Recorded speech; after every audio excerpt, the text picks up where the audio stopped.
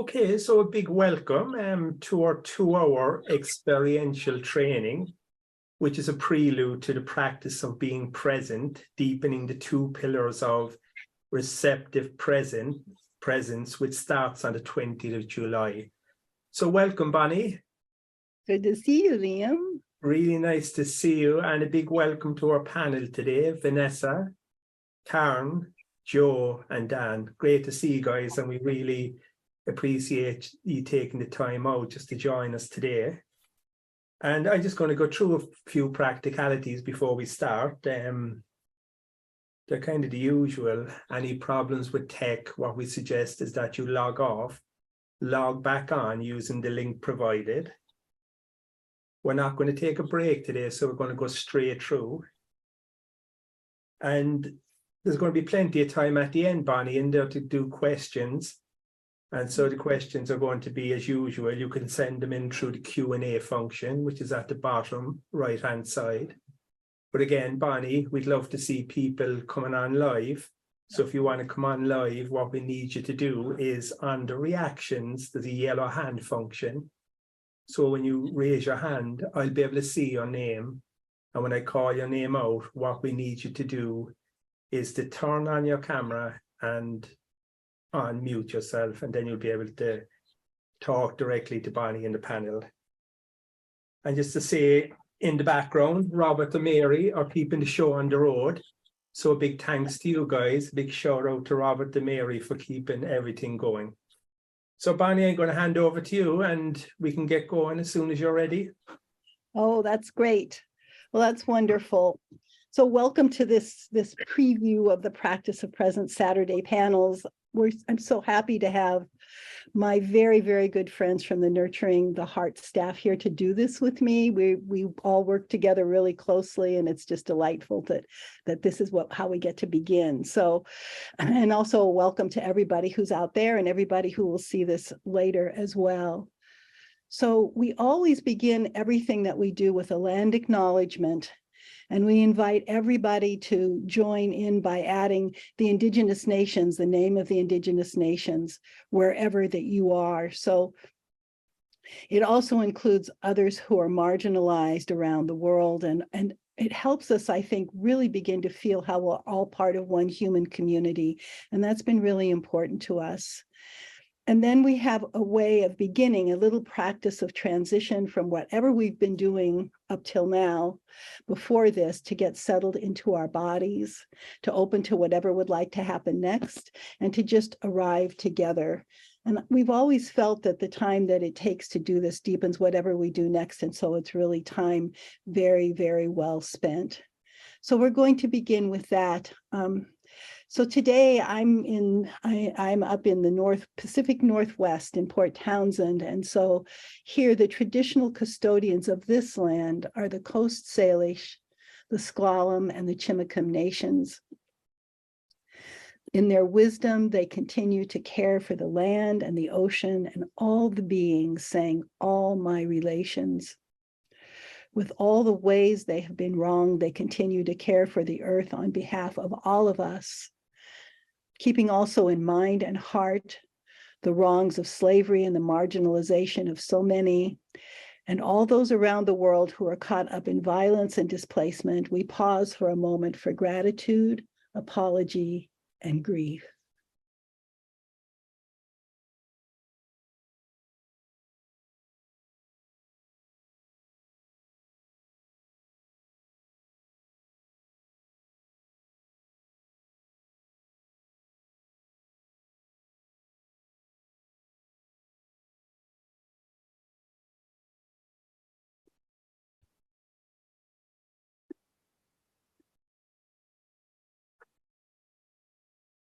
Now from that place, we just begin now to settle into our bodies, and we can begin to notice perhaps where our neck and shoulders, arms and hands would be most comfortable right in this moment.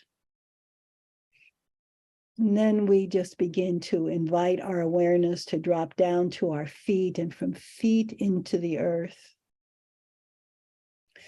Sensing this relationship between our living body and the living body of the earth that sustains us, every day.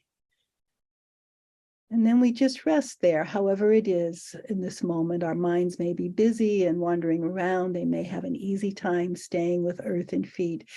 But whenever we notice that they've wandered, we just invite our awareness to come back to feet and earth and rest there for a moment.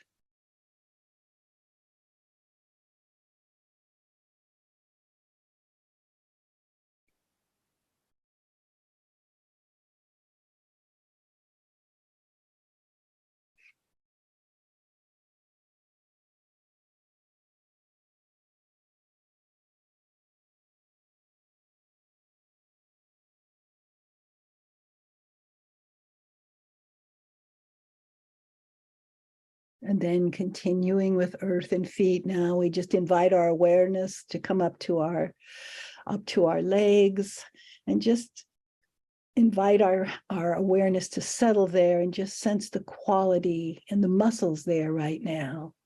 Any areas of tension or relaxation. Just being with it, not trying to change anything.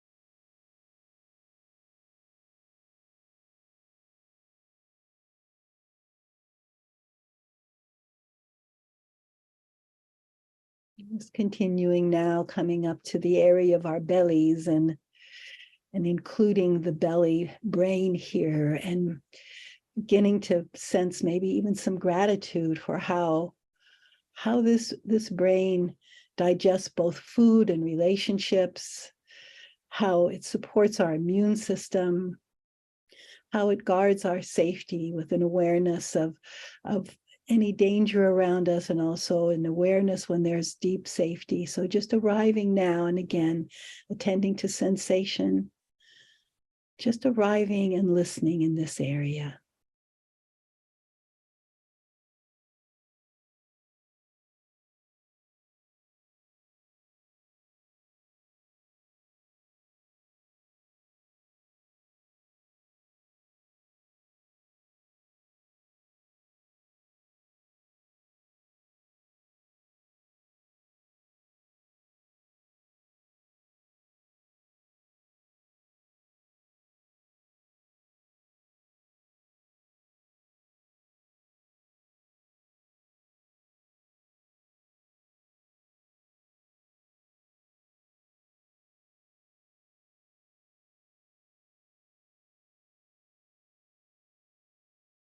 Now coming up to the area of our heart and our chest. And as we arrive there again, just noticing any sense of connection that we have there right now. What is that connection like in this moment?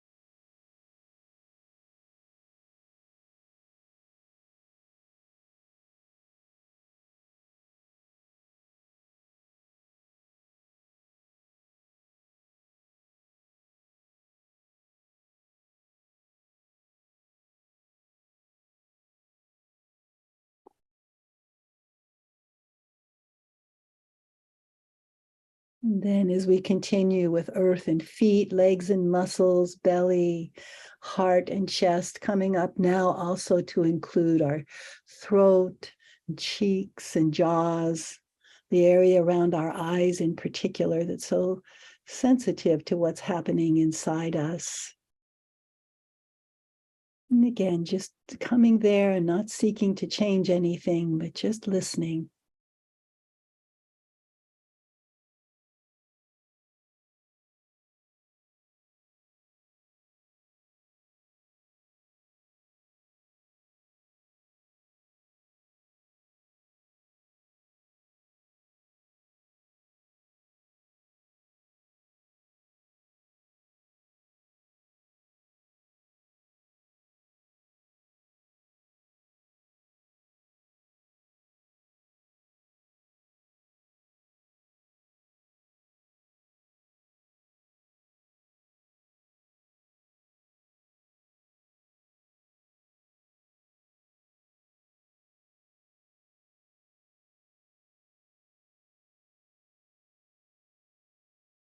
And then for just a moment, we'll bring our attention upwards into the sky, sensing this vastness above us and how it's paired with the solidity below us,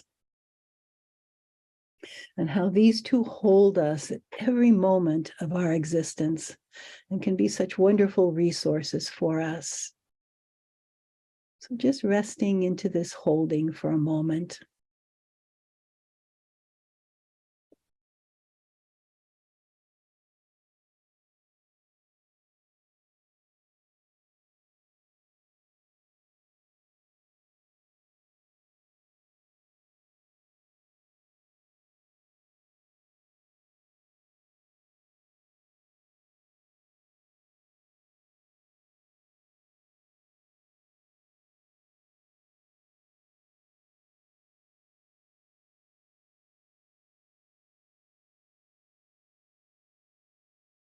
And then with just a small shift of attention, coming to the breath, just as it is right now, just allowing the in-breath and the out-breath to move as is most comfortable right this moment, and perhaps sensing how this entangles us with all the green things on the earth, that our out-breath is their in-breath and their out-breath is our in-breath, and how we're so much part of each other. We're all breathing together.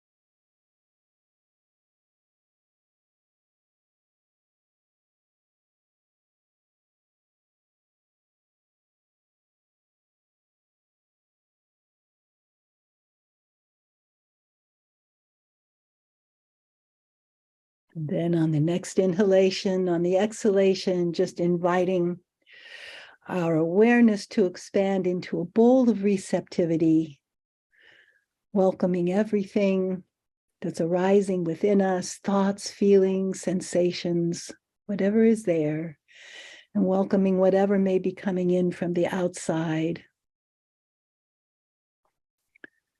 Just with as much welcome as we're able to have right in this moment.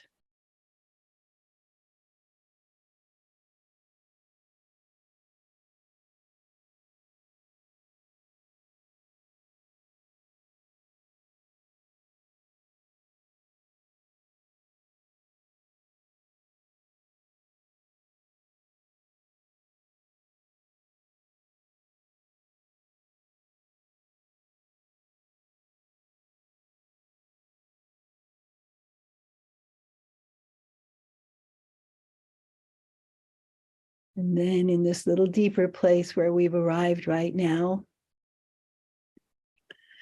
just listening for a word that might arise spontaneously that reflects something of what's happening inside. Again, it might be anything. It might be gratitude, it might be joy, it might be sorrow, it might be tired, whatever it might be, just to notice what wells up spontaneously within us.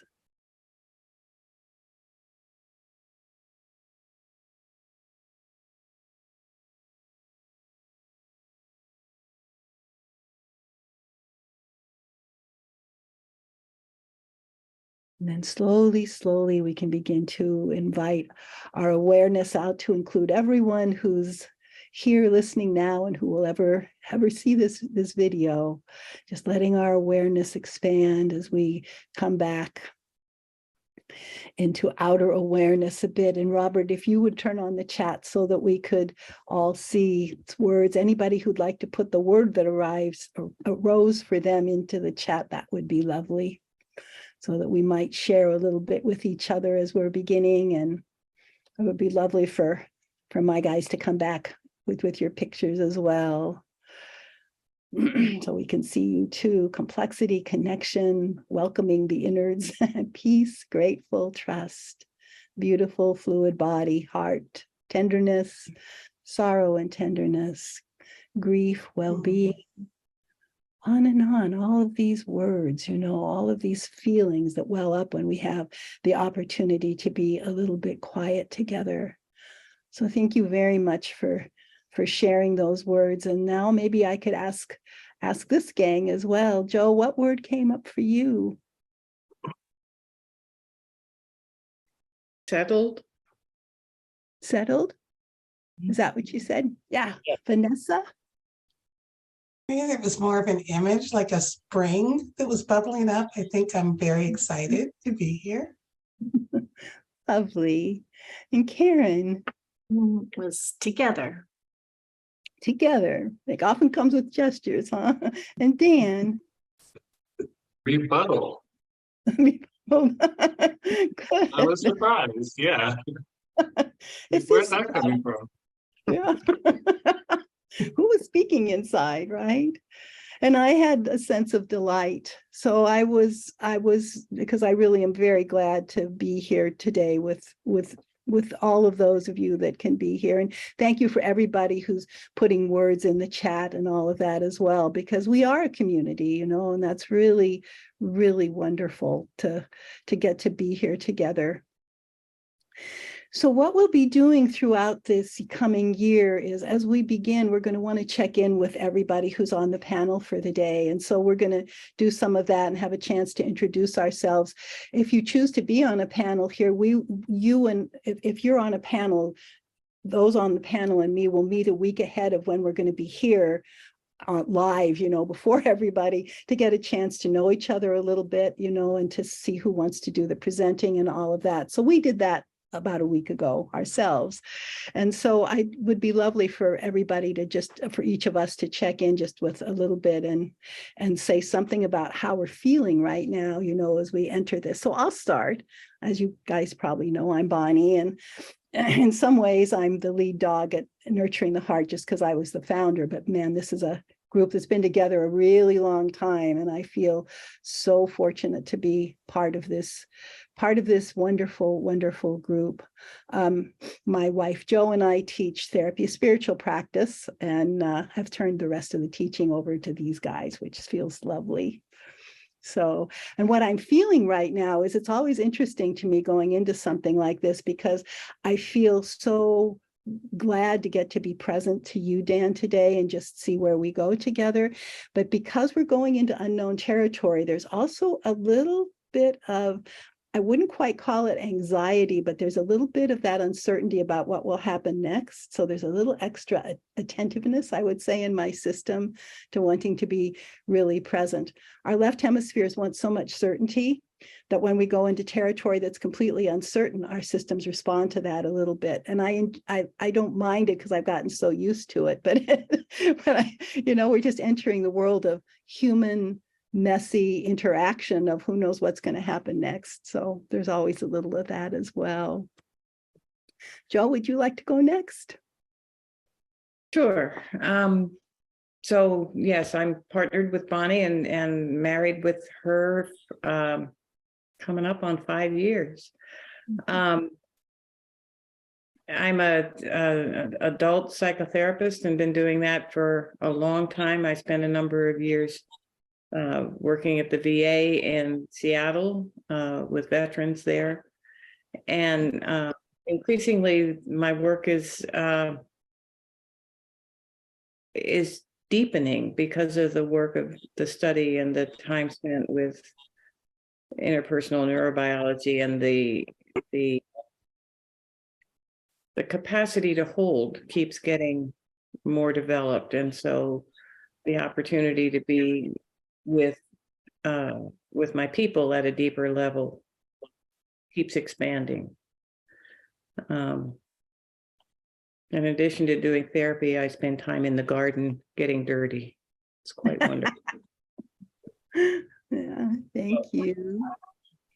So Dan, would you like to go next? I saw there was a cat removal happening. Yeah. You know, she never gets to be in here. This is my home office, and she always wants to be in here. So I can hear her at the door trying to get in. But this morning I thought, like, okay, she can start in here. But she knows when she jumps into the sand tray, that's like the cue that it's over. She's getting the boot. So that's what you thought. That was her jumping into the sand tray, and you said, like, okay, like, you need to leave now. Yeah, that's Bina. My name is Dan. My husband Chris and I live in the San Francisco Bay Area in California. Really glad to be here this morning. I'm at Nurturing the Heart, teaching the year-long immersion with my teaching partner Karen. What else? I have a small practice here. I've spent most of my counseling career working in community mental health services.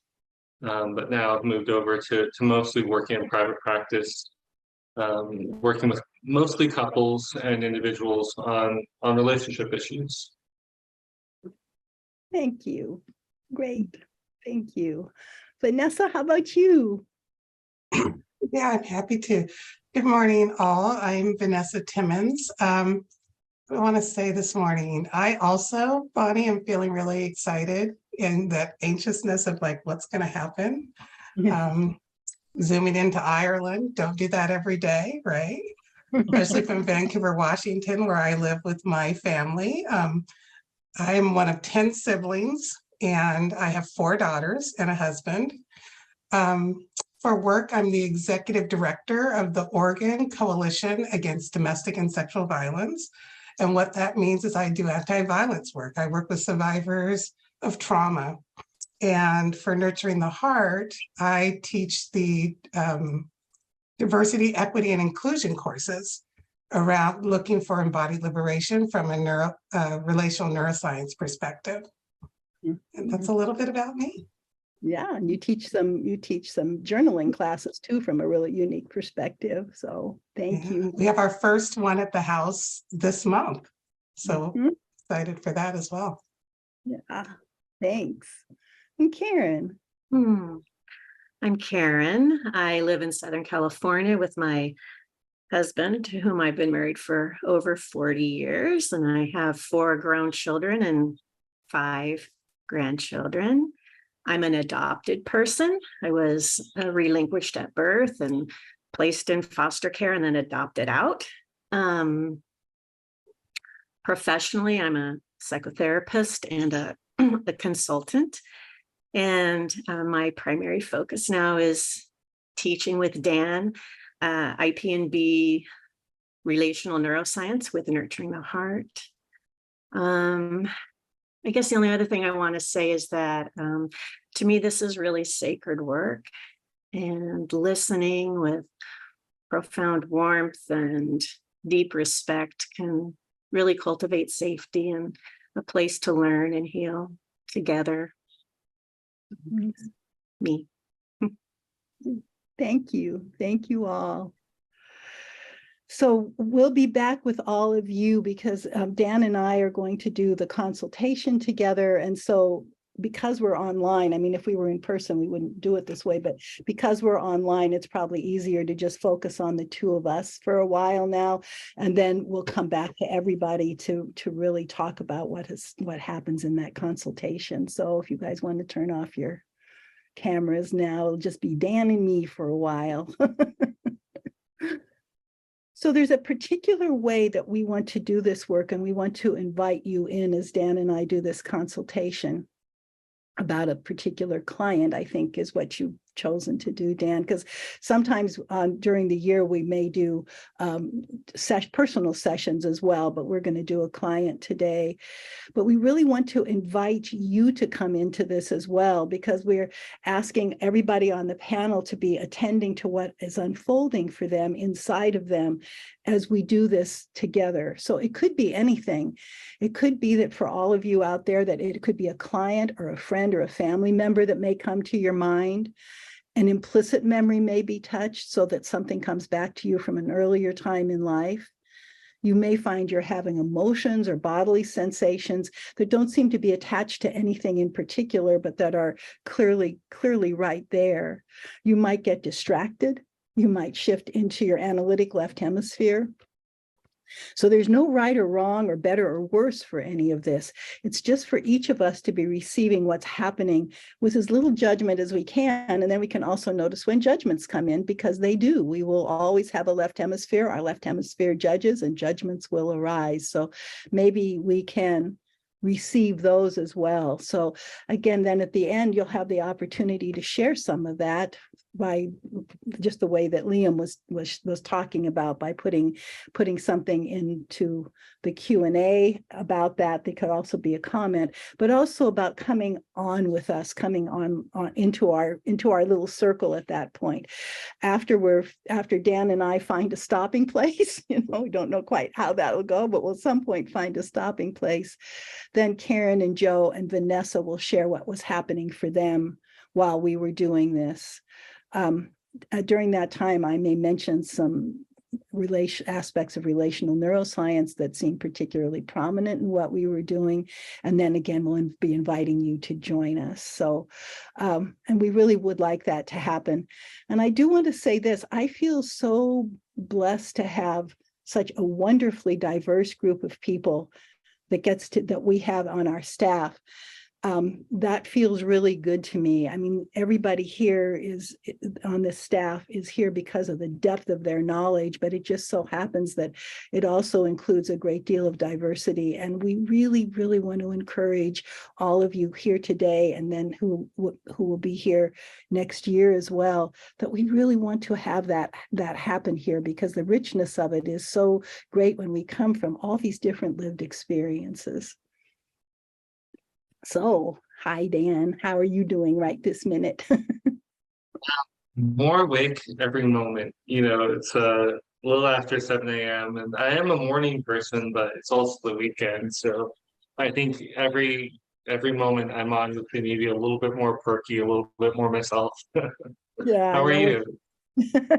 I'm doing fine too. I got up really early this morning because I knew I needed time to get into the day. At least now that we're getting towards spring, it's not dark at 7 a.m. anymore up here. So it does look like it's daytime. So I'm fine, and I'm so eager to do this with you, because we've done this together for a number of years, and I really cherish that experience. So as we begin, then just, you, as you know so well, what we want to do is bring kind of the living presence of that person here, and what your experience with that person is. And then, as we always invite, if there's some way that working with someone is challenging, that isn't something to feel bad about or anything. It's something to welcome, because again, it gives us the opportunity to do some healing work inside as well, if that's what comes up. So we'll just see. So you start wherever you would like, and I'm just going to be here with you. Yeah, well, so often, in sharing like this, we kind of focus on the client and what's emerging between us and the client. I want to name the dynamic first, because I know the dynamic is showing up in my relationship with this client, but it's really the dynamic that concerns me. Mm-hmm. And so the main thing I want to talk about, focus on, is why I keep feeling that I need to do more with this person. I know we're doing good work together. I have every sense from him that he's really happy in our work together. I think we've been working together about 1.5 years, but I keep feeling the pressure that I should be doing more. so as I share with you, that's kind of what's emerging in me. And I can just talk a little bit about it. Yeah, Does that that sound would okay? be, that sounds great. And we'll just keep that focus of that pressure inside here as well as we meet this person and kind of bring this person here with us. Yeah. Yeah. So I'm working with a man who's roughly my own age. He started coming in to see me during the COVID pandemic. And his primary reason for seeing me is he felt a bit isolated and a bit down in his mood. Pretty quickly, I started asking just about life circumstances. He had moved during the pandemic, which is, if anyone else moved during the pandemic, that can be a really isolating experience because not only are you sheltered in place, but then you're removed from any bubble or community that you may have had. And also his work, his industry was pretty darn impacted by the pandemic. So right away there was these factors that were really clear. And of course, as I started working with him, I also wanted to get an understanding of what I think of as his implicit world. You know, who was down there with him, kind of informing how he looked at the world and how he kind of moved through some of these life transitions. So our work together has gone really well. You know, I think he started experiencing some relief.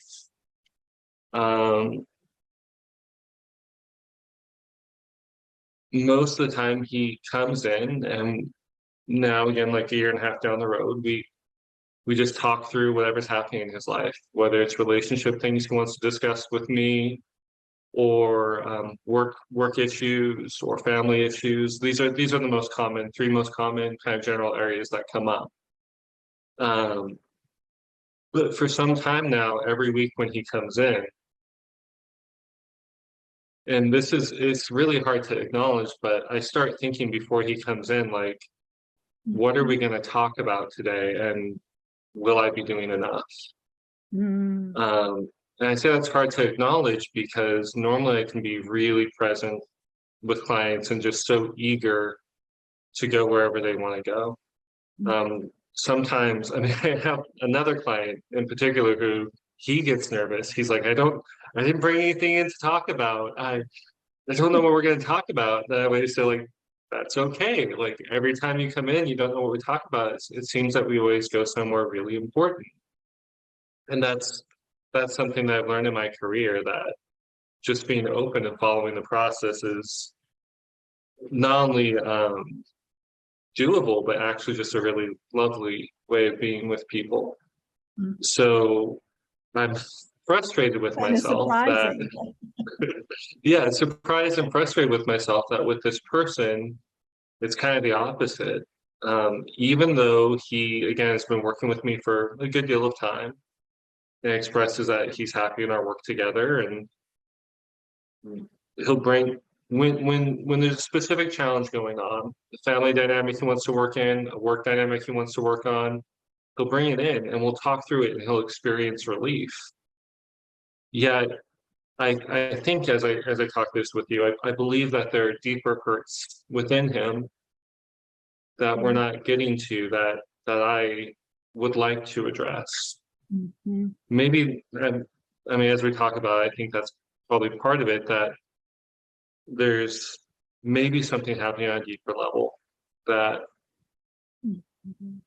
I can kind of see or feel in the room that we don't quite get to. Yeah. Can you share some of his history so that we can get a sense of what that might be that you're sensing too, so that we can kind of feel into his inner world a little bit? Yeah. So he grew up in Central America. He grew up in a home that did not feel safe, with family members fighting a good deal. There were times in his childhood where I mean, from a young age, he felt like he needed to flee the home, and not only that, take his siblings with him. Felt just the real need to protect himself and the other kids in the house. His father died when he was pretty young. And shortly after that, he was able to make his way to America. When he arrived in America, he, you know, took, I think, just whatever job was available. You know, nothing glamorous, nothing high paying, but really was focused on survival.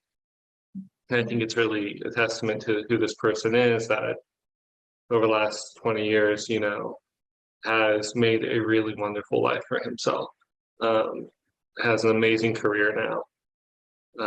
Great friends, caring relationship.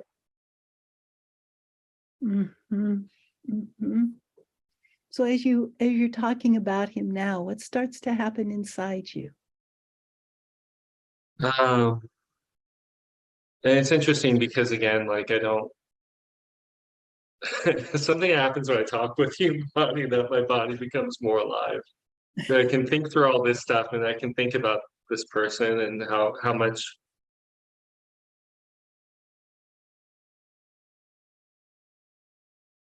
You really care about him, don't you? Yeah. He really touches your heart in a deep way, it looks like, Dan. That's beautiful. Yeah. which of course makes it more frustrating that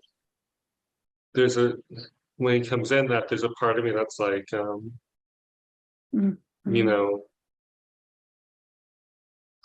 frustrated by the process, because normally being with clients is so easy for me, and I can't understand why just joining him where he's at isn't enough, you know. And he's not telling you it's not enough. No, not at all. Yeah. Yeah. So something arises from in your inner world that gives you this experience, and even gives it to you ahead of time. I mean, even before he comes in, you're already feeling it. Do you feel like you'd be like to sit with that feeling and see if we can sense what it might be inside? And again, you only go as far as you're comfortable going. I knew you were going to ask that. Of course, the answer is like, no, I don't want to go there. No, it's not. Okay.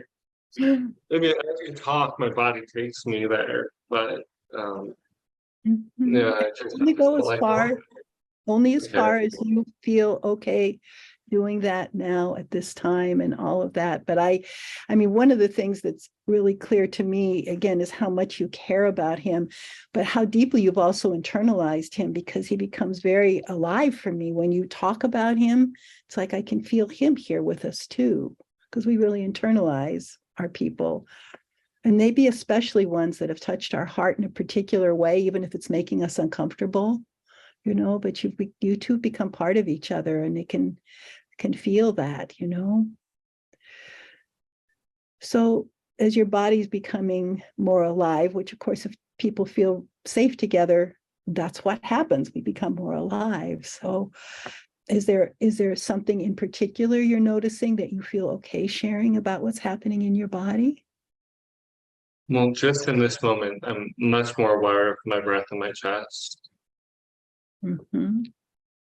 Earlier, when you started asking that, I could feel my chest, and specifically, there was kind of a undulating feeling towards the back of my chest, like a rippling or a movement there.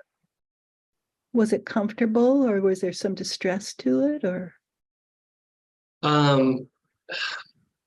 Yes to both. You know, it was like, you know, that feeling sometimes that you feel when, like, you're watching a movie and you're rooting for the hero, and then like something great happens, and you have that feeling that's good and positive, but also somehow distressing. Like Like you were waiting for this moment and then it happened, and there's that relief slash, I don't know if distress is the best word, but discomfort or Mhm. Mhm. Yeah, and so is that, you said that was earlier, but it's not there as much right now? no, my body's trying to quiet down a bit. Okay, well, sometimes that happens just because we're hanging out together, huh? And there's Yeah. a sense of that. Well, I wonder again if it's okay to go back to the feeling, if your body can take us back, if it's ready, to the feeling of when you're thinking about this man, this dear man coming in.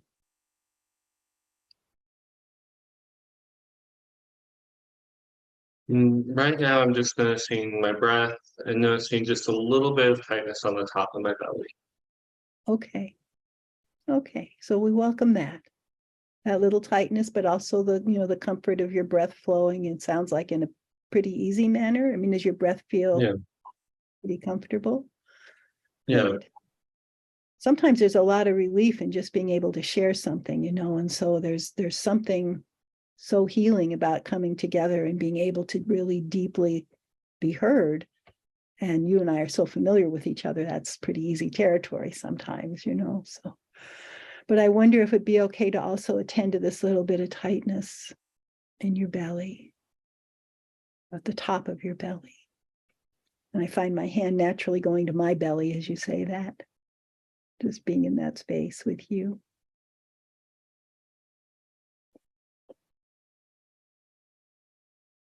That was a big smile. A specific gluten-free bakery in the neighborhood just popped into my head when I went to my belly. So I was like, oh, I know what my belly wants some gluten-free bread right now.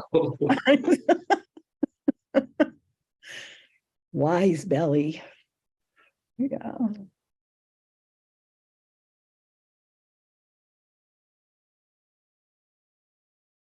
We'll just see if there's anything there that wants to be shared. And again, there may be and there may not be, and that's all right. Nothing's coming just in this moment. Mm-hmm. And this often happens. My mind's taking me to another person I work with. Mm-hmm. Think you know this about me in our work together. For whatever reason, like as I stay with my body, it's not just one person that's there with me, but it's often quite a few. And is this somebody that you have sometimes a similar reaction to, or is it really a response to in your body? Is this somebody really different? No, it's really different. It's kind of the opposite. This person who not every single session. Sometimes he does come in and knows exactly what he wants to talk about. But there can be 3 or 4 sessions in a row where he'll come in and he's like visibly anxious and says like, I don't know what to talk about. And I kind of laugh when I say that, we always find our way. Mm-hmm. So maybe that part of me is coming in as a reminder that I don't have to carry this with quite such a heaviness, that what I learned from that other person, as well as so many people over the years, that we do always find our way. Yeah, so there's a part of you that comes in to kind of soothe the other part of you that feels upset about this or concerned about it. Or do you have any awareness of what it is in particular that you want to come into the room? I mean, you sense there's something not there with the person you brought here today that isn't making its way into the room. Is there a particular thing? Yeah, and again, like I've never thought about this before now, but there is one childhood memory that he takes me to. I mean, literally one. When we go into his body, when we focus on the sensations arising within him, he's also commented that it always takes him back to the same memory when he's, I think, about 5 or 6 in that memory. Mhm. And at a time when the home felt particularly unsafe. And what I didn't realize until just this moment is that I have a very similar parallel from my own history. Oh. Well, that will certainly enliven something, huh? Yeah. Are you comfortable sharing what that the quality of that or anything about that memory? Yours or his or Yeah. So I'll share just a little bit about my experience. Our family didn't have a lot of money, so at that time my bedroom was a hallway. It was a hallway that had a sink in it, and my parents put like a wooden board above the sink, and I slept on the wooden board above the sink. So that hallway led into the kitchen, and I woke up one night to hear my parents fighting in the kitchen, Mhm. and it got worse from there. Yeah. Oh. So a pretty scary memory. And I mean, I'm imagining that little guy was pretty frightened. Yeah.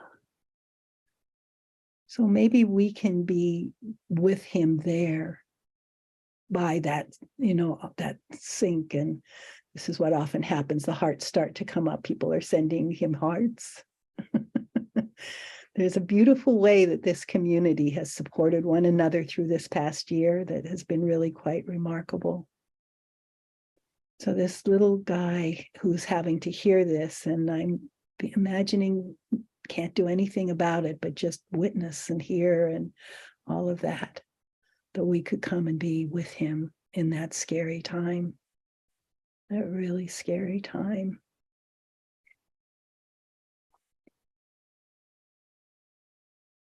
So how is that for us to want to do that? Does it feel like it feels okay to him for us to want to be there? No, and again, like you and I know each other pretty well. Like that part of me is now like backing away, not wanting to be seen. Yes. Yeah.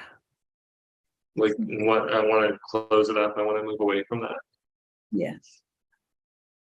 That protection makes a lot of sense. And we will only come as close as he feels okay. We don't want to overwhelm him in any way and add to his discomfort by noticing him too much. Yeah. It's hard for him to be seen, hard for him to take in the comfort that might come to him, hard to trust it, I imagine. Yeah. My heart was really touched by you sleeping on a board over a sink too, Dan. I don't think I'd ever heard that before. It really touches my heart. And it is hard to be a little person when there's so much going on around you, that's out of control and scary like that. Yeah, I think one of the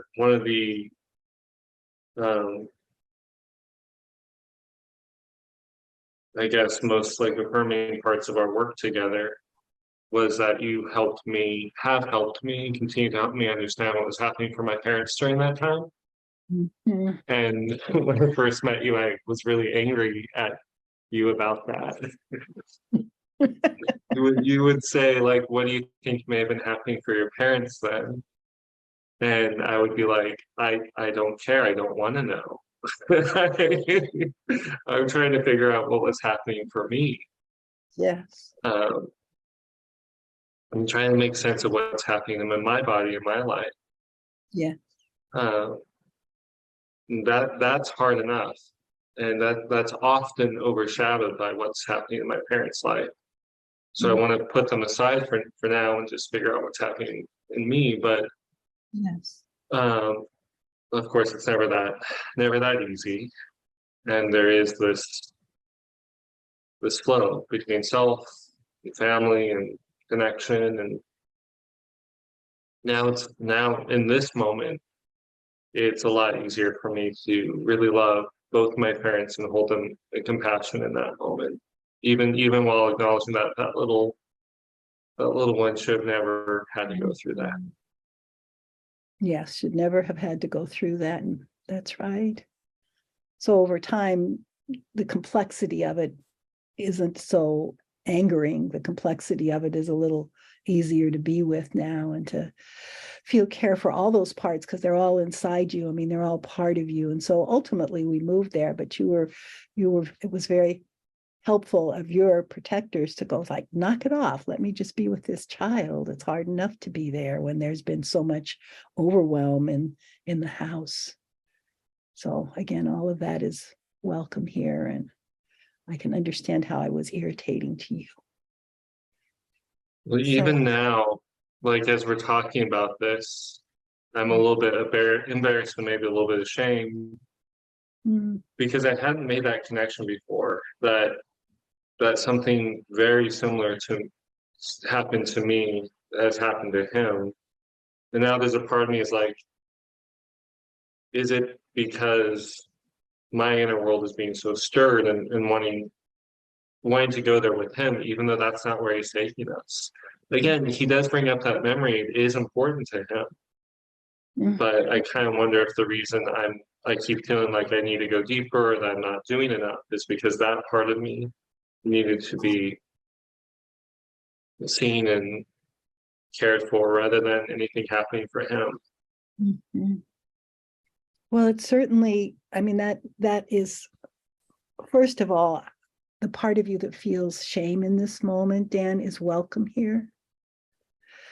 What happens that way about us not being aware of what's being stirred in us is because it's just, as you well know, protectors come so that we don't know about it, because it's too much to know it all at once. And when you and I come together, there's more to hold it. And so maybe it's okay for it to come now, but you didn't do something wrong. Your system was protecting you the best way it knew how to focus on your person. You didn't do anything wrong. It's not a mistake or a bad thing or something wrong. It's just how it all works. You know, our world isn't always available clearly to us that way because it would be too much, but maybe here there's enough to hold it. And so plus that little boy backs away too, you know, that's part of how he learned to be with these chaotic moments as well. So it would feel really good to me if we could bring Joe and Vanessa and Karen, and I kind of want my people with me right now, if that's okay. it would be wonderful. Everybody, cameras on. That would be wonderful. There's your people. You know, we're all here to be with you and with that boy and with the boy inside your person too, you know. So maybe helpful before you go in, and we'll ask all of them what was touched in them in just a minute, but it may be helpful to go to this little boy the next time you're going to see your person. It may be helpful to go to this little boy and bring all of us to be with him too, before you start, and see what happens. And it may not entirely shift overnight. There may still be that, you know, that kind of that urgency, but maybe it'll be a little less. We'll see, you know, we'll just see what happens next. Yeah, no, I mean, he was, that part of me was asking for that as well as we went through this. Like, no, I just need to spend time with him and time with that moment every time before I see this person. Yes, and know that we're there with you, that we'll be right with you, surrounding you, because all of us have been together long enough for us to be part of each other for sure. You know, like you said, you even could feel that, like, bring in the team. So let's hear from each of you now. Again, what all was touched in you as Dan was sharing from the beginning of his sharing, through his little boy coming to be with us and all of that. So Karen, would you be okay starting? Sure. I think first off, Dan, your sharing was beautiful. Brought me to tears. So, I have such a tender heart for you. So it's all really right here and present.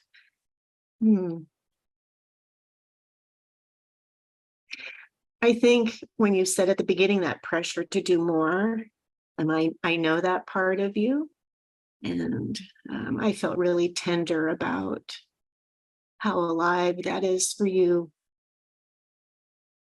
in our work together and in your work with your people.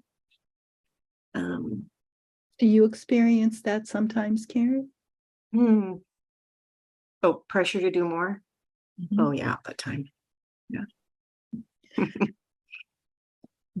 So there's a part of you that feels that too, and that maybe that part of you that feels that pressure can be here as well. The young and whatever younger part of you is being touched when when you feel that. People sometimes describe it almost like a hand in the back, like more, do more. Yeah.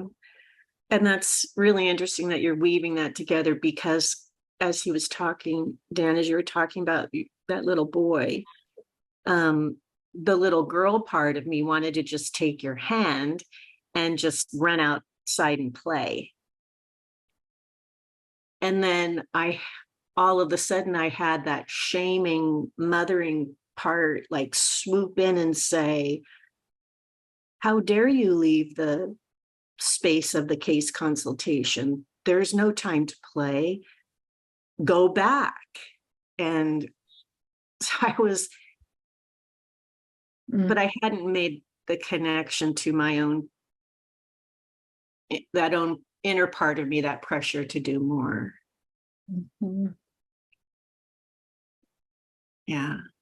I think it's one of the things I hear most from people in doing consultation is that almost universal pressure that there must be something more to do.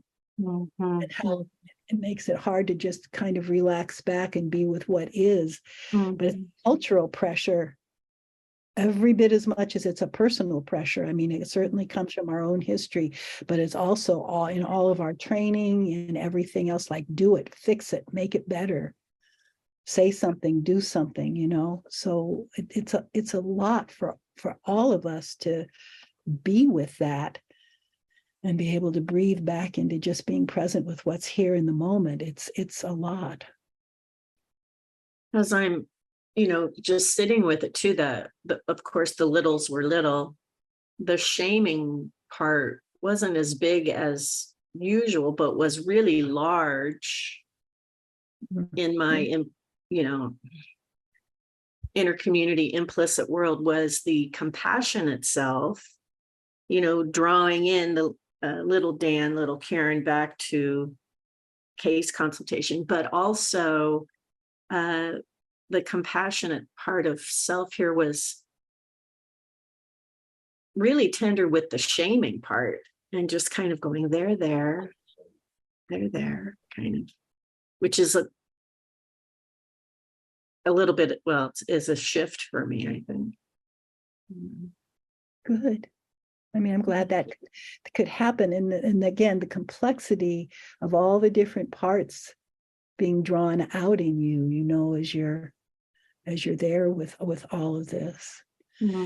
Tendency in all of that, well, can't speak for all, but so often the tendency to look away from our own part that's being touched, which is just what Dan was saying and what happened for you too, that part of you that feels like you have to do more kind of stayed hidden.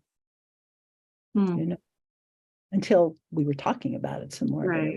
But it was bit. So again, for us to be able to just notice how our whole system works to protect us too, because then if we know about that hurt part inside, there's a call to go to it, and maybe we're not ready to do that. And I felt protective of you, Dan, too, when you were feeling hesitant yet willing to be vulnerable.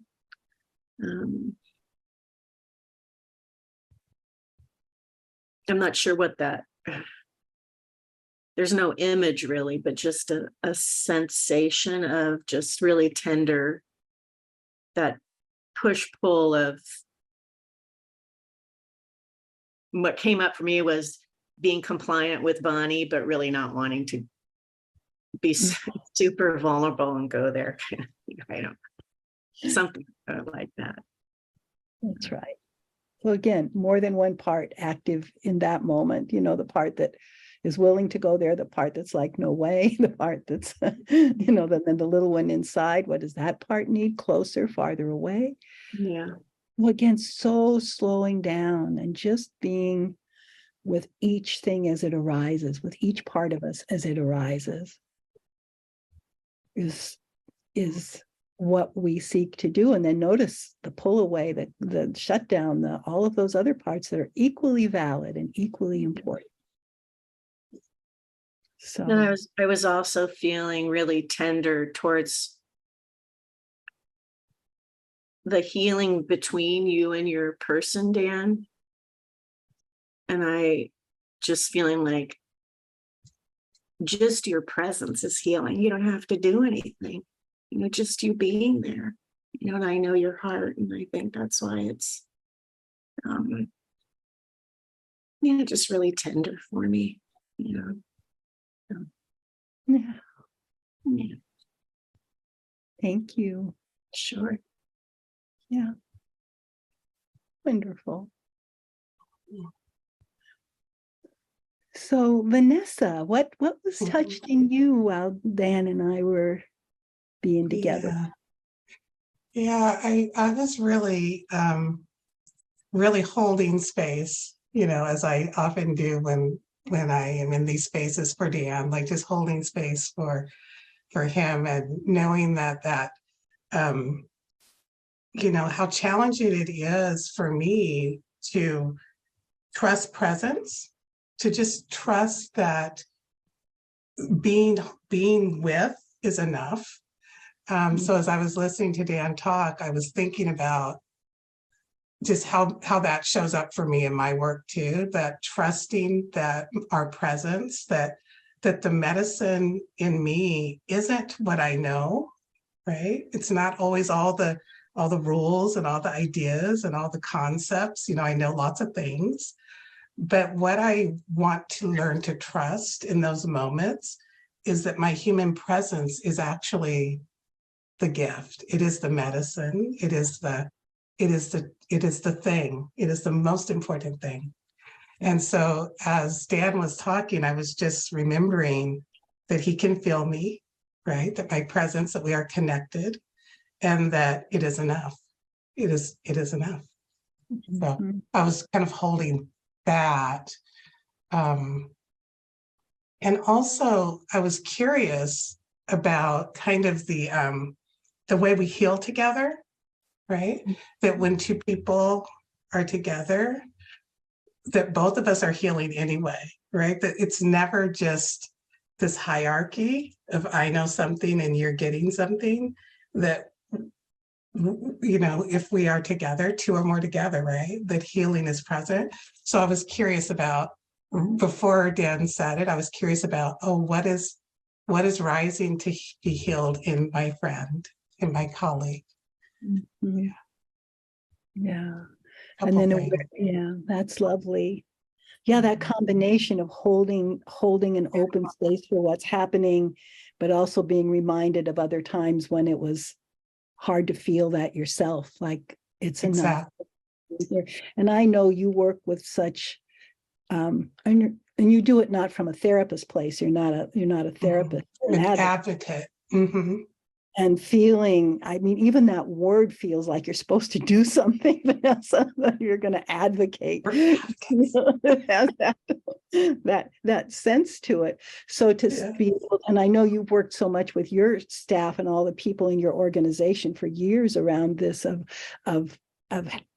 feeling the advocacy, but also feeling the openness, and how hard it is to hold both of those in the face of the kind of violence that people have experienced that come to you. It's a big ask to do that, to be able to trust that. And I think it takes practice over a lot of time to begin to see how that helps the people that come to you, even in the midst of crisis, immediate crisis like that, to kind of settle and be able to do something. But it's a lot in that environment. It very much is. And I think that one of the things that has helped me in that practice is remembering my breath, right? Just to remember that sense of receptivity, that the breath can just kind of bring me back to connection, right? Because that is the risk in my work, is that we get overwhelmed by the trauma and the need to bring resource and to bring nourishment, and forget that our connection is the nourishment. Mm-hmm. And so the breath practice can be very helpful for me in that. Well, that makes a lot of sense too, because there's a lot of sympathetic arousal in the room when people come in such a state of emergency. And sometimes our clients as therapists do that too, but it's like not as ongoingly, I think, present for us as it is for you and your people. And so, yeah, breath can help us again slow down and see, like, okay, what would it be like to be here? Being with, right? Being with is really, really enough.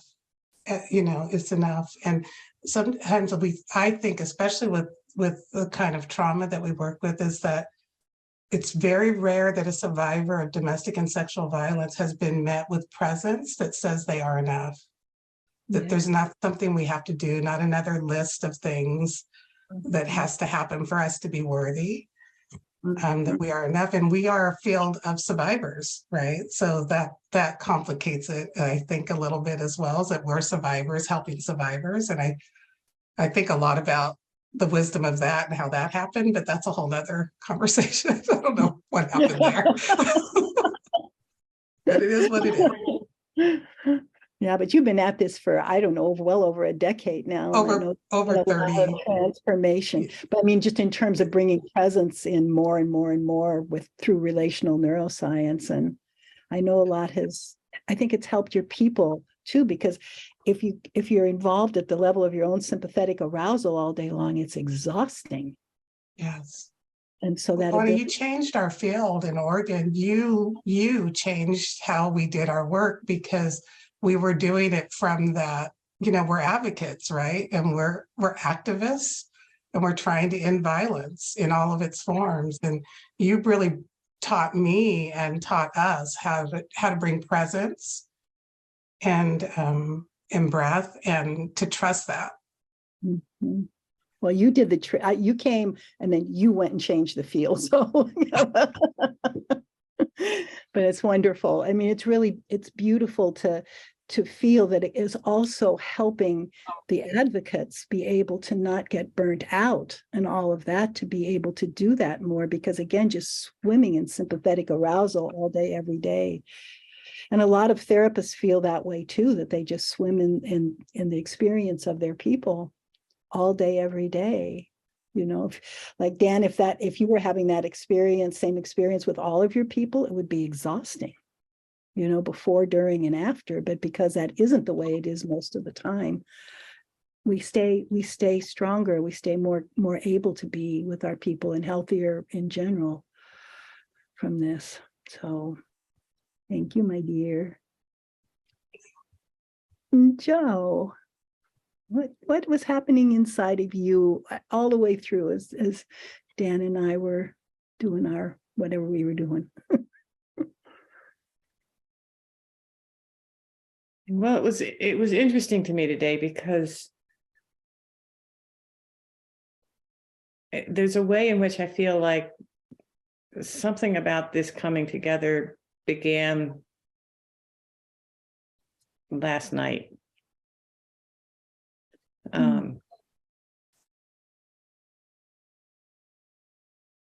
Because even as you two started talking, I had this sense about, and I think I woke up with it. I don't remember dreams very well, but it felt like there was some kind of dream process going on around how an appreciation in me on some kind of felt sense level of how what we invite our people to do is really hard. And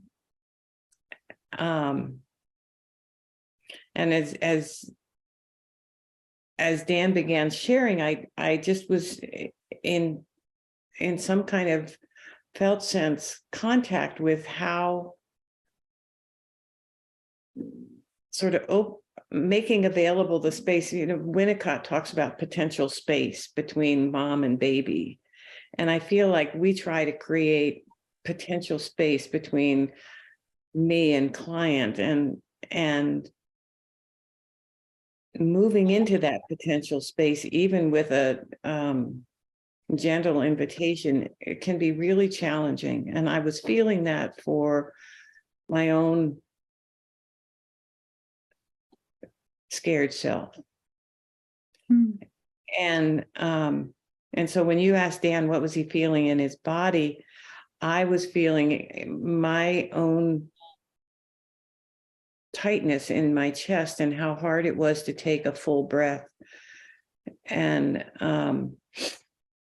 kind of feeling the need to yawn to get a deeper breath because I was breathing really shallowly. And then I got in touch with, I think there was something, Dan, that you said, and I can't remember exactly what your reference was, but I had some awareness of a part of me that's kind of locked up, and how that part of me is really sad about being locked up. But also aware of how hard it is to walk out of the locked space, and how tired I am,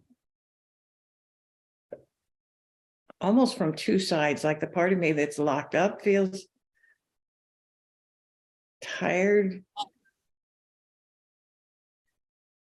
but there's also a way in which the effort to get that part of me to not be locked up is also tired. And then when you began sharing, Dan, more specifically about the little boy sleeping on the board,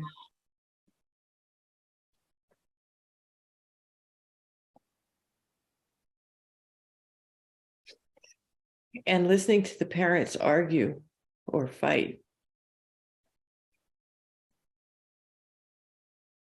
it's like things happened in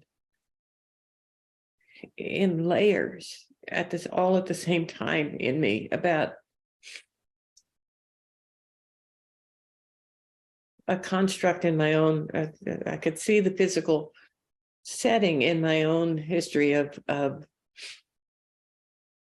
both listening to my parents argue and listening to the parents of the neighbors argue, because I lived in a duplex, and so the neighbor's kitchen was right below the bathroom window, and this couple fought all the time, and so you could hear that. And it wasn't my parents fighting, but it was a proximity to that aggression and that loudness and that meanness, and it comes wafting up into your own window. And even though it's not my parents, it feels awful. And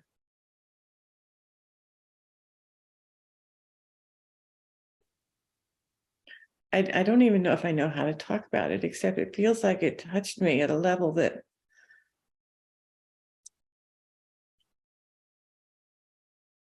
it's deeper than usual in listening and watching or being part of a consultation. It just felt really because I could also relate to the part of wanting to just retreat. It's like not knowing what to do with compassion showing up. It's like I just want to crawl back under a rock and take the turmoil and the sadness with me. because I don't know what to do with all of that sadness, but I also don't know what to do with somebody's attention. Mhm. So thanks a lot, Dan. I've got a lot to do the rest of the day. Mhm. Well, it sure draws me, as it always does, to that little girl and all that she experienced, Joe, just to be as close to her as she's comfortable, or if she's under a rock, I'll be sitting next to the rock or wherever she'll let me be. But the pain of having these frightening experiences of bigger, much bigger people arguing, again, just the sound of it really affects us deeply, and the helplessness of it, neither you nor your little guy, Dan, could do anything, you just had to endure it. I just had a flash. So I was thinking about how I want to hide. I'm shaking right now. And my earliest dream is, as you know, is about being in the woods, and there's a stream going by, and I'm watching a bear who's fishing on the edge of the stream, and he's got big paws, and he's scooping fish out of the stream and tossing them up on the bank. And I'm watching this bear, and I say out loud to myself, I'm glad you're not doing that to me. And the bear hears me, and he turns around and begins to come toward me. And I get terrified and wake up. But I just realized that that's the same feeling of if somebody turns around and begins to pay attention to me. Mm-hmm. It's really scary. Yeah. Yeah.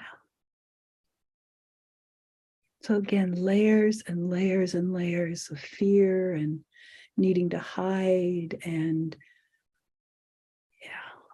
all of that. So that little one is welcome here in whatever way she needs to be, including under a rock, if that's where she needs to be right now. Yeah.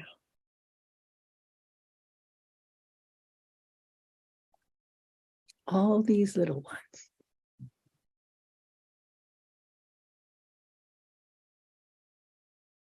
Invited here into our circle. And because I'm in the role of mainly of my mentoring therapist person, part of me is in the lead, but my rest of my body is not unaware of what's going on. And so there's a tightness in my belly, and there is the feeling of how many times I backed up and tried to be invisible. What I've been most aware of, starting, Dan, with you when you were, not, that it's like, it's easy for me to be with that feeling, because that was my main effort as a child, was to vanish so that the pain, so that the abuse would not, they wouldn't, if they couldn't see me, they couldn't hurt me, was the feeling. So I would sit so quiet. I had a little red rocker when I was about 2, and I would sit there. So my little girl's here too, my little girl in that rocker, really feeling under the rock, or, backing up and disappearing as well. So there's a way that we get to participate in a kind of mutual healing here, thanks to what you were able to share, Dan. I mean, it's, one person initiates a whole chain of experiences in this group, and everybody out there, and everybody who will ever look at this video. There's the opportunity for some parts of ourselves to come forward and be held in the midst of this experience. And that's why I value a process like this so much, this being in it together. It's really powerful. And even as much as that other's part of me is very much in the lead with each one of you, again, there's no way that the rest of me isn't hearing and isn't also experiencing something and coming and wanting. I feel that little girl in the rocker wanting to bring her rocking chair and come into the circle and not be left out of the circle of little ones, So it's a blessing for all of us. And now, as we're kind of finishing with this part of it, I'm so aware of this flood of hearts. There's some that come and then floods of them, and everything as people are being touched out there feels very much like all of us are together. It really does. And it's a beautiful thing. So Liam, I think let me check in with you, Dan. How are you doing right now? How has all of this been for you as you're hearing the depth to which you've touched people here? Yeah, I mean, I won't go into all of it, but as each person shared, of course, like new insights and new thoughts arose within me. Share some of them. Yeah. So one is that I've been wanting to talk to you about this person for at least 6 months. And there's a voice in my head that just keeps saying, like, just stop doing it. Like if you know this is a problem, and if you consciously know that your presence is enough, and that the client is happy with services, just stop feeling that way. Like, you don't need to talk to Bonnie about this. You just need to remind yourself of that. So there's that part of me that's like, was completely unaware of how his story from childhood was touching on my own experience. And a part of me kept saying, like, talk to Bonnie about this. Another part of me just said, like, there's other things to focus on. There's other work to do. Like, this isn't the most important work. So maybe, hopefully, next time I'll listen to that part of me that's like, no, just talk to Bonnie about this. The other big thing is, like, Joe, you've shared that dream with me before, and the first time I heard that from you, it didn't, it was, I think, feeling very tender and protective of you. But this time when I heard it, it reminded me of, in childhood, I had two early recurrent dreams that would happen frequently. And in one of them, I'm on a beach, this huge beach, and there's in the distance a man with a bonfire and a dog. And I walk till I make my way to him. I can barely see them by the light of the bonfire. But I comment on his dog, and he said, it's not a dog, it's a wolf. And then it snarls and pounces at me. And I start running down the beach trying to escape it until I reach a greenhouse, and frantically I try to enter the greenhouse, but my body breaks through the panes of glass, and I'm in the broken glass with the wolf pouncing on me, and that's when I wake up. And again, that's the earliest dream, one of the two earliest dreams I can remember, and it was a recurrent dream.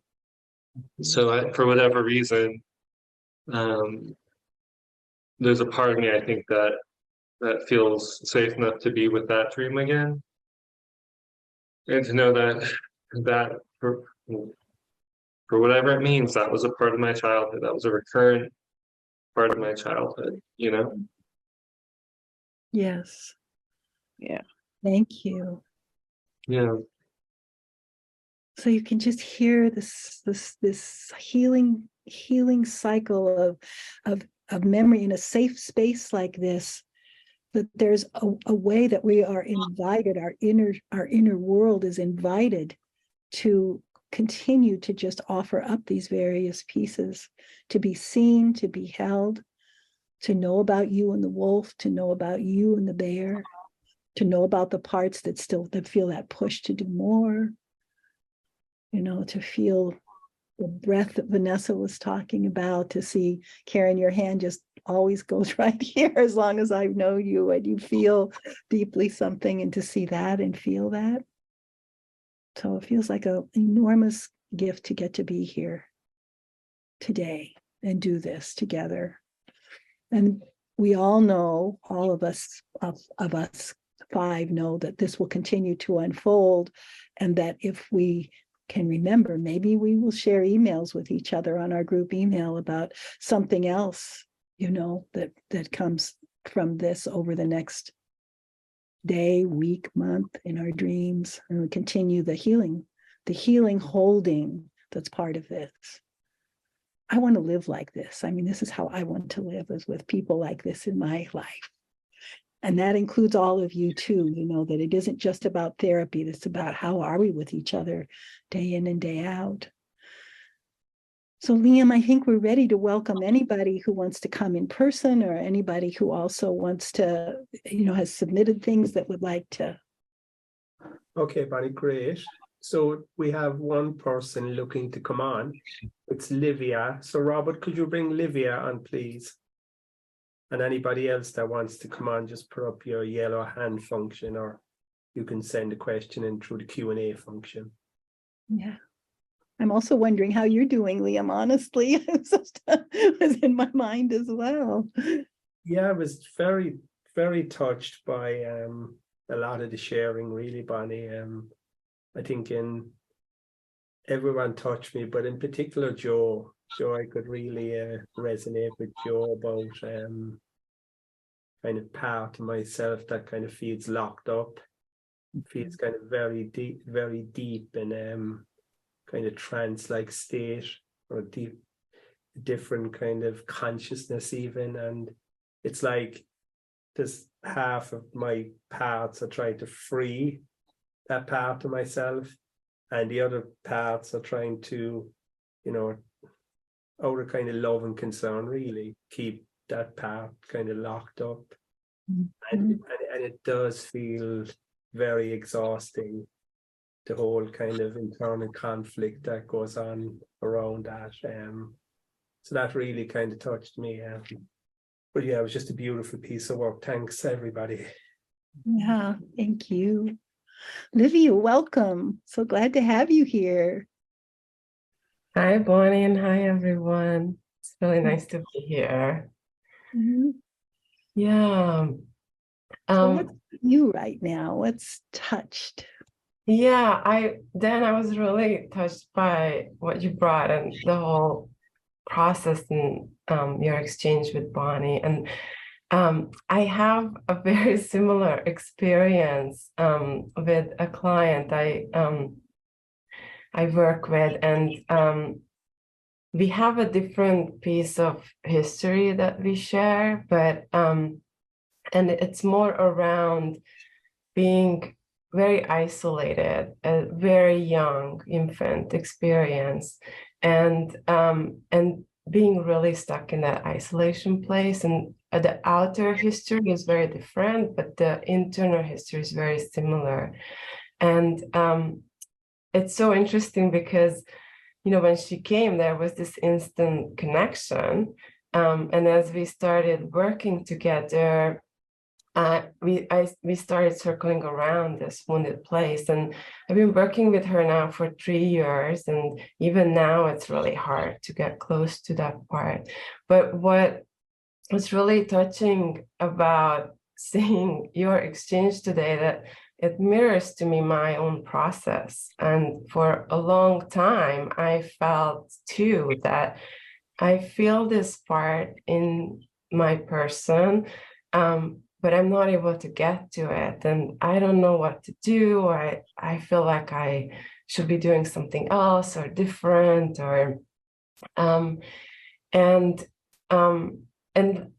the part that I wanted to mainly share is this experience around this young girl inside of me who, honestly, I have worked with her and had so many support so long, and I continue to work with her. And even then, when somebody comes in who hasn't had an experience with support, with that same injury, and we start to sit in it together, it really takes me back to my felt sense of being extremely isolated, helpless, and somehow, even as a little person like that, I really made up the story that I was actually supposed to be able to endure it, change that, help myself get over feeling alone, as a newborn, and that all of that is in my person holding the same exact experience, that we can't come close here because she should have been able to do this. And here I am trying to help her, and I'm also holding an adult kind of somehow experience that I'm supposed to be able to help her, but I'm not able to. And just that level of shame that comes with being in such a helpless and unsupported place with so much pain and terror, it just really, really deeply touches me. And I continue to work with this part in me again and again. But there's something about getting my own support, and just like what we are doing here, that I started to feel like her part feels me and feels how I'm relating to my part without words. Like somehow I don't have to, even if we just talk about the weather, that part in her is watching how I am with my part inside.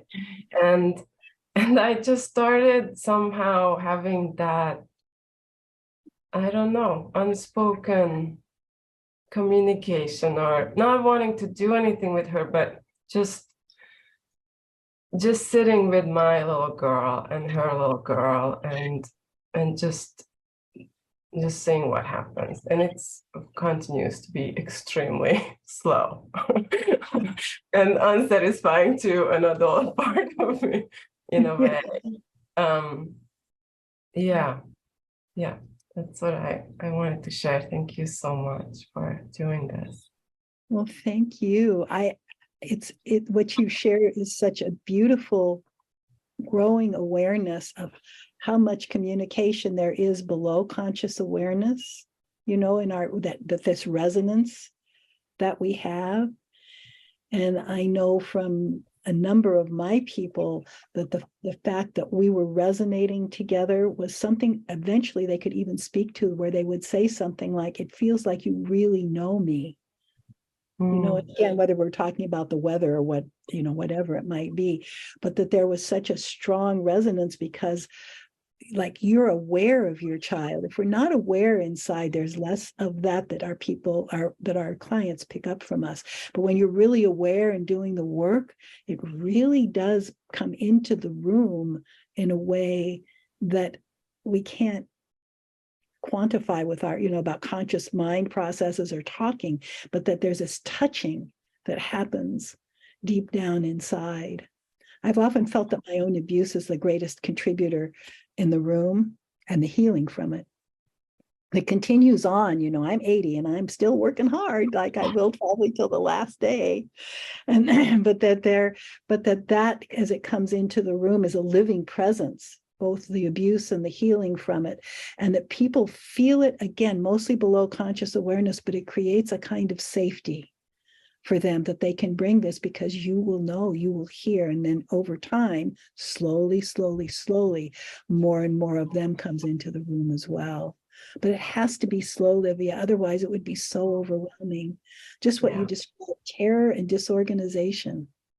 If nobody's there, there's nobody to help organize. So it is a place that is difficult to get into words to describe the level of pain and terror that's there, and what effect that has on the body and the mind when that's begin to arise. So it's wisdom that it's slow, and that there's this healing that's happening in the joining that you two are doing, that's necessary as a platform to stand on before this other experience can begin to emerge more fully in the body. I believe, I mean, was certainly my experience in therapy and with a lot of the people. Yeah. Yeah, and what's really beautiful is that, like, I like, a part of me, I think, got to terms with that, and maybe she will never actually be able to. Hopefully she will, but or maybe it will take, you know, decades, or with another person or something, and that would be okay too. Yes. Yeah. Well, and see how that's beautiful, because as you're able to sit with that, you're more in that safe inner safety, that you're okay with whatever happens. That's the real invitation to people to open as much as they are able to open, is when we have a sense of that everything's okay, however this flows inside us. That's what creates the safety for them to go as much as they can go, you know, to wherever that is. And it's true, people will go as far as they can. And in a way, it's not ours at all to determine what that is. That's their wisdom. Right. We just make the space and offer what we can offer. Yeah. Thank you for having me here. Oh, well, stay. Let's see if anybody else has something they'd like to say too. I don't know enough. I'll just say whoever would like, of any of the rest of you have something you'd like to share. I could tell everybody was really here.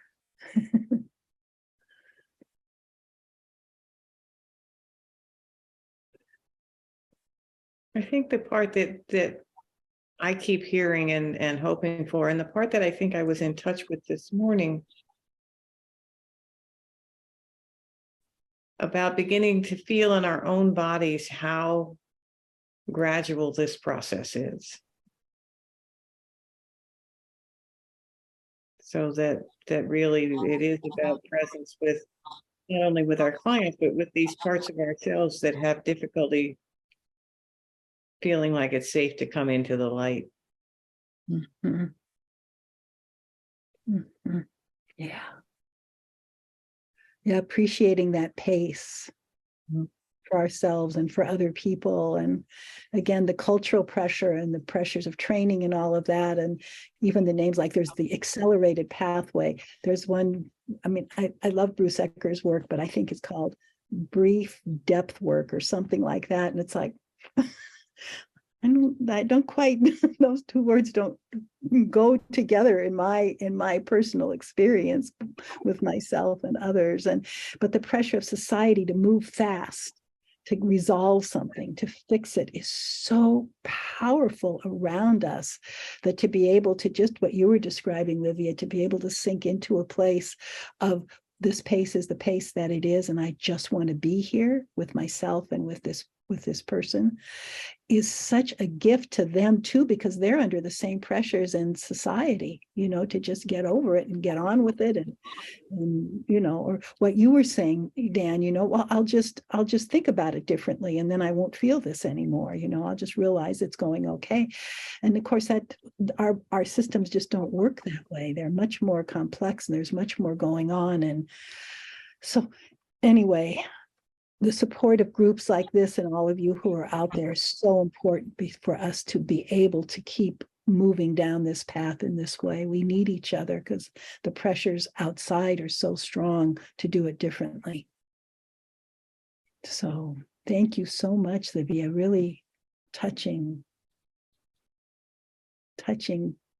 And this is, if there's anything I'm hoping for in this next year-long class, it's more of this, so that we get the felt sense experience of how healing happens, that we get to have that over and over and over, so it becomes part of us, and we become this community that can hold each other in developing this capacity for ourselves and for others, and with others, and feel each other's support.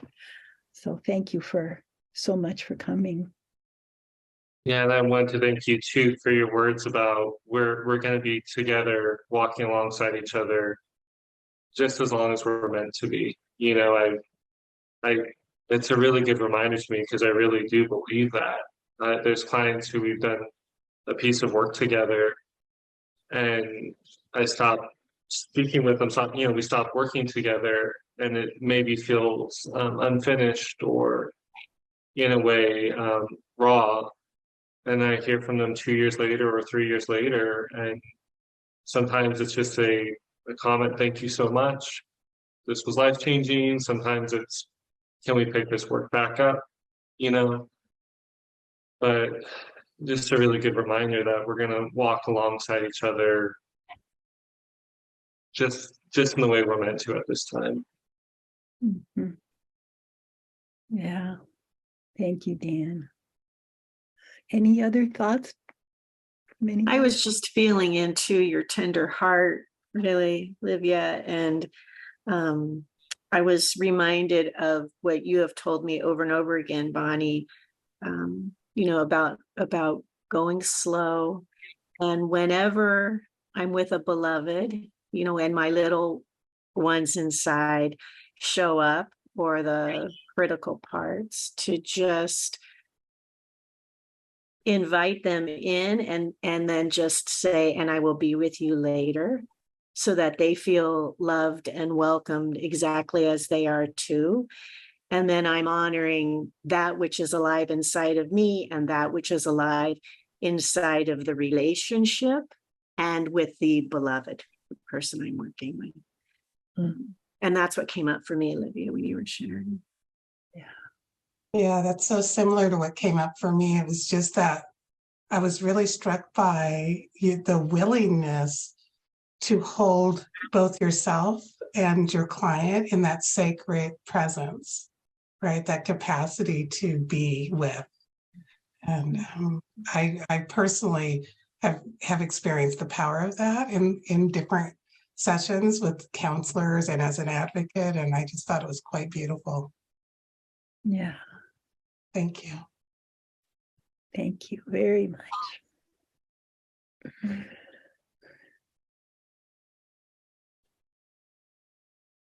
I think you're mute, Liam. I can't hear you, Liam. Okay, will I bring somebody else on, Bonnie? Sure. And Livia, you're welcome to stay or not, whatever feels comfortable for you. So we'll bring on Colum and Vanessa, please, Robert. Another Vanessa.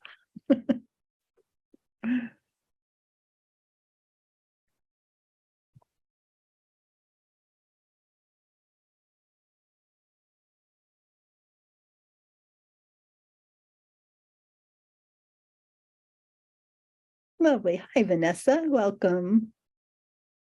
And Colm, welcome. Very glad you're here. So I want to be sure that we want to turn on your mics. That would be great. And be sure that each of you get to speak a little bit, even though I know we're getting close to the end of the hour. But Colm, would you like to share whatever you're bringing? Bonnie and panel, I would just like to, when I put up my hand to say I'd like to share, the little boy wanted to put it down. And so I just feel that this has been an amazing time for me in this session. It has touched so many parts of me today. And I feel I'm shaking now as I say this, but I'm happy to be shaking, because I think I joined with Joe in that piece of being locked in and not knowing how to get out. And I knew that if I didn't put up my hand today, I might not put up my hand for the rest of the year. And but it has just been so wonderful and healing for me. And with Dan's bringing in his person, reminded me of a person that I was working with and feeling exactly the same. And that was comforting to know that again, and I know it happens from time to time in the work, but actually to kind of share it or hear somebody sharing it was healing for me and allowing me to say, yeah, I know what I need to bring back. I know I need to be present. But I suppose the piece that I identified with Dan was the link with childhood, because I could link with that, as well as being that little boy who had to lie awake at night with parents fighting and not knowing what was going to be the outcome, and just finding myself in that position. But I think really all I wanted to say, Bonnie, and to the panel, was really thank you for allowing me to feel what I felt today. I came onto the session tired and said, what am I doing of a Saturday afternoon going on for 2 hours of this? But I'm really delighted and kind of just exhilarated now that I have come and I'm here. So thank you very much. Well, thank for you. everybody. Thank you for being willing to share. And again, that, you know, that part of you, that little boy, is so welcome here. Thank you. Thank you. Mhm. Vanessa. Hi. Can everyone hear me? No. Yes. I'm so thrilled to be here. I haven't been in one of these sessions before, and I've been following you, Bonnie and Vanessa, since I saw a conversation you had on racialized trauma. That really touched me, just so moved me. And I shared it with a bunch of my friends and stuff. I think it was like after the summer of 2020 or something. It was a really unique conversation, and appreciated that. And I've really been appreciating today as well.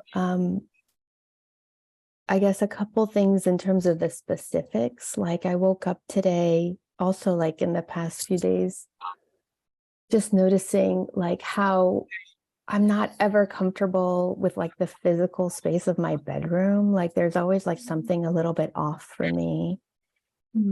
And through this conversation, I kind of remembered that my mother, her bed as a child was in a through room.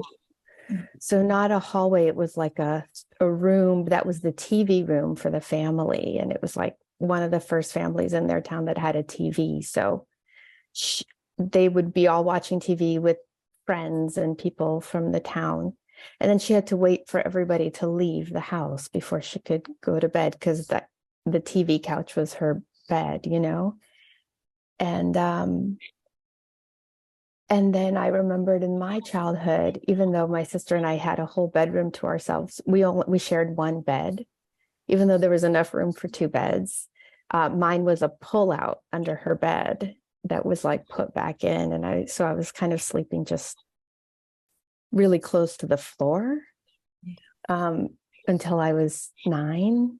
And I had insomnia like as a kid, you know, so just my hours and hours of just like sleeping on the floor in this like relatively affluent home, there was like no need for that, you know. And so just that like really touched me intergenerationally, you know, that like how that got passed on and how it still lives in me, that like there's something that just lives in me in my relationship to sleeping and to having a bed. And so that just really touched me to be part of this. And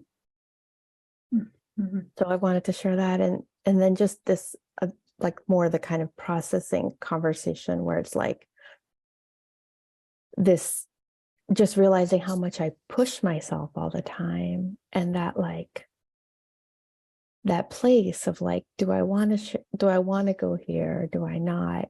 And like to be able to be in that sensitivity of space together. You know, that like it's like a space that I always push myself out of, but to like be able to be in this space together, if that makes sense. I don't know if I'm being very coherent. That's okay. I get the Yeah. Yeah. Thank you so much. I'm just really appreciative, Vanessa, of you coming and sharing. And again, these little ones, they just come when we begin to talk like this. They come and say, "How about me?" But maybe not. Maybe I should go away too. Maybe I should be on the floor. Maybe I should put my hand down. Or maybe it's okay to know that I want to put my hand down. Maybe it's okay that someone knows that. So wherever we are in all of that, it's really, really beautiful. And I am sense and sure that anyone who listens to this will have a rich experience because of all of you and your tenderness and your willingness to be present like this. I won't forget, that's for sure.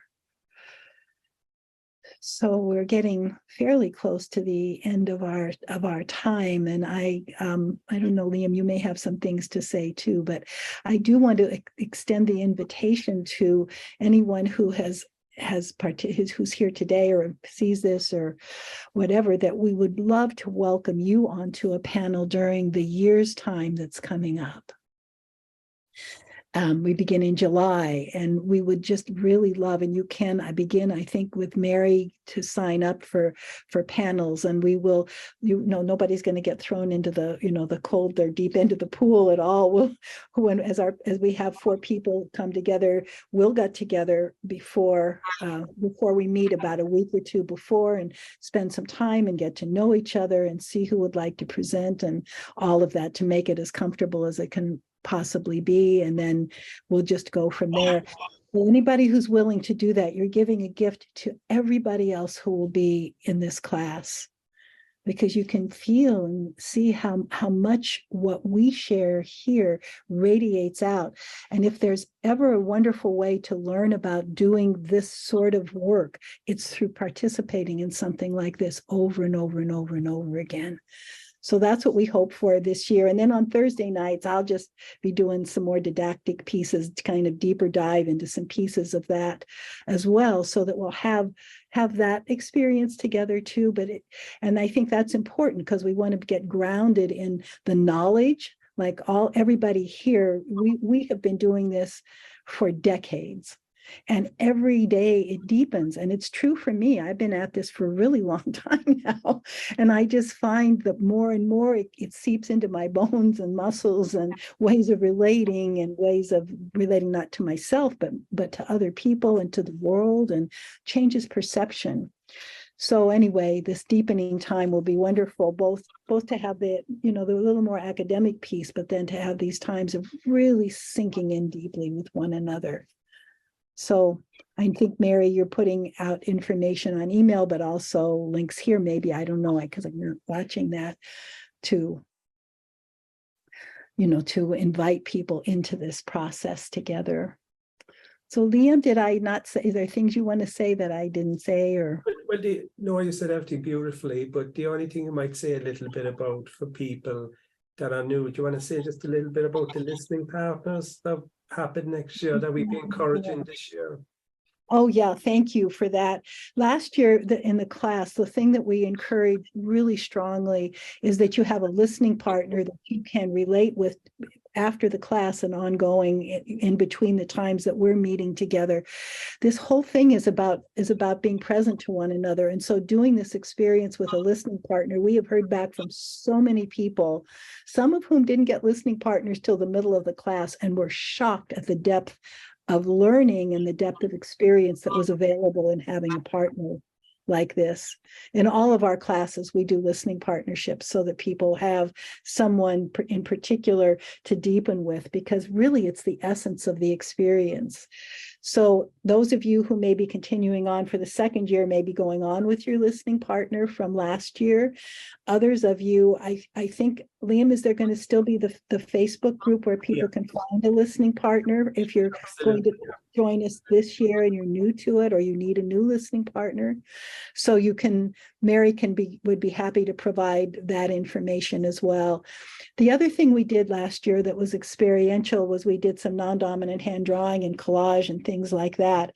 And as a way for all of you who are not on the panel, but are part of the class, we encourage you to have those kind of materials available, because it's one really good way to explore what's unfolding inside of you if you feel like you're drawn to certain images and just want to put them together, or do non-dominant hand drawing. So that's all you'll need as a participant, because they'll probably use some handouts from last year and things like that, but this is much more of a learning from the inside out and kind of experience that we'll be having this year, with a little bit of didactic thrown in because we need that balance too.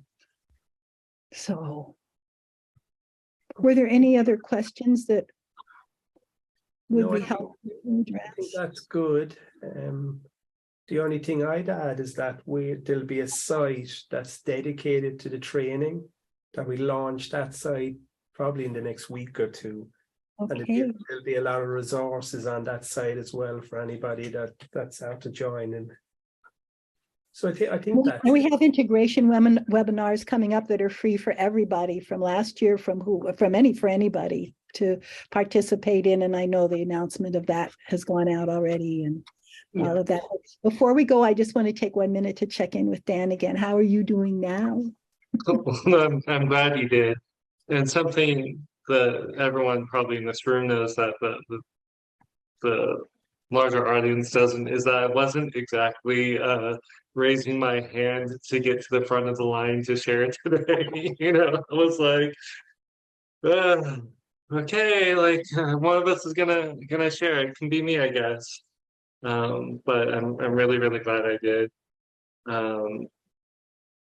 I mean, for me, part of the reason was being in front of several hundred people. It's just like, I haven't done anything like this before. I've done it in small groups of 12 or less, but to share in this way in front of several hundred people is a new and uncomfortable experience. So I want to say it has been a really, really good experience. Really thank you also for all those people that came on from other places who I hadn't met before today. I'll be continuing to digest and appreciate your words, and it really helped for me confirm that even though I don't know you, I'm surrounded by love and support. Now you see all these hands and thumbs. It's really pretty cool, isn't it? Yeah, it really is. Yeah, I know you were a bit railroaded, but part of my wish was that even though we have men in the class, not many have come on. And so Colm, I'm really grateful that you did, because again, diversity matters. People of color, males, people from everywhere. It's really, really wonderful. So thank you for being willing, Dan, because it was really, I don't know that that's why Colm came on, but I hope it will encourage other men to participate with us as well, so that it isn't just, a bunch of white women hanging out together. So I'm grateful for all of you. And I tell you, don't I have the most wonderful, wonderful staff in the whole world? for sure. Yeah. They really are wonderful. And Liam and Mary and Robert, thank you for doing this, because obviously without you guys, none of this would happen at all. And that you hold such a beautiful space for us. And I know how hard, Mary, you work behind the scenes, and Robert, you work behind the scenes to make all this happen. Oh, thanks, Bonnie. I've only 2 things left to say. Just the dates for the next 3 integration webinars are the 6th of April, the 18th of May, and the 1st of June. Yes. And just a big thank you to Bonnie, big thank you to Vanessa, big thank you to Karen, big thank you to Joe, and a big thank you to Dan. And a big thank you to everybody that joined us, and we hope to see you again soon. Absolutely. Thank you. Thanks, guys. Thank you.